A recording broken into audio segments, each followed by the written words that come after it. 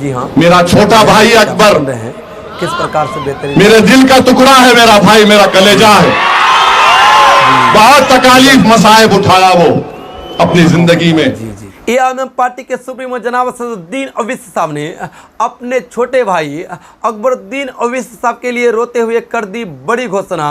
असदुद्दीन ओवैसी साहब के बड़े ऐलान के बाद वीडियो होने लगा है पूरे भारत की सियासी गलियारों में तेजी गति से। जैसा कि आपने सुना किस प्रकार से एआईएम पार्टी के सुप्रीमो जनाब असदुद्दीन ओवैसी साहब ने अपने छोटे भाई जनाब अकबरुद्दीन ओवैसी साहब के समर्थन में बड़ी बात भरे मजमून में कह दी है, जिनके बाद असदुद्दीन ओवैसी साहब की बातें तेजी गति से पूरे हिंदुस्तान की सियासी गलियारों में वायरल हो रहे हैं। असदुद्दीन ओवैसी साहब का ये भाषण सुनकर सभी के कहने के रोंगटे भी खड़े हो जा रहे हैं कि किस प्रकार से असदुद्दीन ओवैसी साहब अपने भाई से प्यार करते हैं और उनको चाहते हैं, किस प्रकार से उनके लिए सोचते हैं। आप बखूबी उनके वीडियो क्लिप में आप सुन चुके, उनके भाषण के दौरान आप सुन चुके किस प्रकार से असदुद्दीन ओवैसी साहब ने अकबरुद्दीन ओवैसी साहब के समर्थन में बड़ी बात कही है। दोस्तों आपको बताता चलूँ, एक भाई अपने छोटे भाई से किस प्रकार से मोहब्बत करते हैं, उनके लिए किस प्रकार से अपनी जान निछावर करते हैं, वही बातें चाहे पॉलिटिशियन हो या फिर कुछ हो, असदुद्दीन ओवैसी साहब कहने की अपने भाई के लिए कहे हैं, क्योंकि उनके सीने में भी दिल है, वो भी एक इंसान है। वो दिन रात लोगों की सेवा में रहते हैं, लेकिन फिर भी अपने भाई के लिए किस तरह से कष्टदायक बातें कहते हैं, किस तरह से बेहतरीन अल्फाज कहते हैं, आप भी सुनकर शायद हक्का बक्का हो गए होंगे। दोस्तों आपको बताता चलूँ, चंद्रायन गुट्टा के अभी मौजूदा विधायक जनाब अकबरुद्दीन ओवैसी साहब है, जो कहने कि चंद्रायन गुट्टा के मसीहा के रूप में आज के डेट में माने जाते हैं। और दोस्तों आपको बताता चलो, लगातार से जनाब अकबरुद्दीन ओवैसी साहब चुनाव जीत रहे हैं और इनके चुनाव जीतने के कुछ ही दिन बाद कांग्रेस के सीएम रेवंत रेड्डी ने इनको डिप्टी सीएम का ऑफर भी दिया था, लेकिन इनके ऑफर को इनकार करके, इनके ऑफर को धुतकार करके, इनके ऑफर को लात मार करके अकबरुद्दीन ओवैसी साहब ने गरीबों दलितों की आवाज़ उठाने की सोची और कहने की उन्होंने कहा, अगर हम सरकार के साथ चले जाएंगे तो गरीबों के समर्थन में मुखर करके आवाज़ नहीं उठा पाएंगे।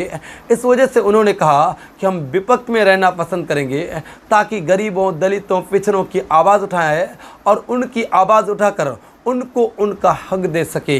इसी वजह से जनाब अकबरुद्दीन ओवैसी साहब ने कांग्रेस पार्टी के डिप्टी सीएम बनने से इनकार कर दिया। और दूसरी तरफ दोस्तों आपको बताता चलूँ, गरीबों दलितों की आवाज़ उठाने की सोची। दोस्तों आपको बताता चलूँ, आज पूरे भारत में इकलौती पार्टी ऑल इंडिया मजलिस इत्तेहादुल मुस्लिमीन ही है जो लगातार से दलितों पिछड़ों की आवाज़ उठाती है और उनको कहने की हर एक सियासी गलियारों में हक देने की कोशिश करते हैं। दोस्तों आपको बताता चलूँ, इस बार के विधानसभा चुनाव 2024 में कई राज्यों में होने हैं, लेकिन उनमें से 2 राज्य मुख्य सामने निकल कर आ रही है जहाँ पर एआईएम पार्टी चुनाव लड़ सकती है। एक महाराष्ट्र और दूसरा झारखंड। इन दोनों राज्यों में कहने की बहुत ही जल्द चुनाव होने वाले हैं, जिसको लेकर के एआईएम पार्टी तैयारियां कर रही है और उम्मीदें लगाई जा रही है कि एआईएम पार्टी कहने की पुरजोर तरीके से झारखंड और महाराष्ट्र में चुनाव लड़ेगी। दोस्तों महाराष्ट्र की बात करें तो महाराष्ट्र में ऑलरेडी एआईएम पार्टी के 3 विधायक हैं और उम्मीदें लगाई जा रही है कि इस बार 3 से बढ़कर एआईएम पार्टी 5 से 7 सीटों पर चुनाव जीतेगी। और उनसे पहले जो कहने की एक जगह पर महाराष्ट्र के अंदर उपचुनाव, लोकसभा उपचुनाव होने वाले हैं, वहाँ पर भी इम्तियाज़ जलील साहब फाइट कर सकते हैं। ये खबरें सामने निकल कर आ रही है। फिलहाल दोस्तों आपको बताता चलूँ वो सीट कौन सी है और कहीं न कहीं दोस्तों आपको बताते जो इम्तियाज़ जलील साहब ने चुनाव लड़ने को लेकर क्या कुछ कहा, इसकी जानकारी आपको अगले वीडियो में देंगे। जहाँ तक कहीं की खबरें सामने निकल कर आ रही है कि 110% असदुद्दीन ओवैसी साहब के चहेते सांसद, पूर्व सांसद जनाब इम्तियाज़ जलील साहब चुनाव लड़ेंगे और चुनाव लड़ करके विपक्षी दलों के खेमे में हलचल मचाएंगे।